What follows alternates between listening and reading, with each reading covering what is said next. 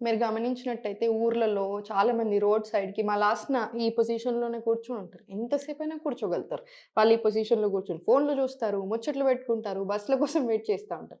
అదే మన సైడ్‌కొస్తే చిన్న పిల్లలు కూడా మలాసనలో జస్ట్ కాసేపు అలా ఇండియన్ టాయిలెట్ పొజిషన్‌లో కూడా కూర్చోలేకపోతున్నారు. అవునా?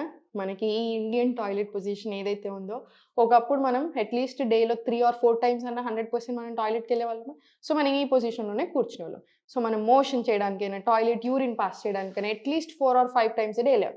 సో, మినిమమ్ 4-5 నిమిషాలున్నాం. సో, మనకి మలాసన్ వల్ల ఏంటంటే హార్మోన్స్ బ్యాలెన్స్ అవ్వడానికి, పెల్విక్ ఏరియా స్ట్రాంగ్ అవ్వడానికి, థైస్, యాంకిల్స్, ఫూట్ అన్నీ స్ట్రాంగ్ అవ్వడానికి, మోకాళ్ళు స్ట్రాంగ్ అవ్వడానికి, గ్యాస్ రిలీజ్ అవ్వడానికి, మోషన్ ఫ్రీగా రావడానికి ఇలా 100 అడ్వాంటేజెస్ ఉంటాయి. అండ్ వన్ బెస్ట్ అడ్వాంటేజ్ ఏంటంటే మన బ్యాక్‌ని చాలా స్ట్రాంగ్ చేస్తుంది.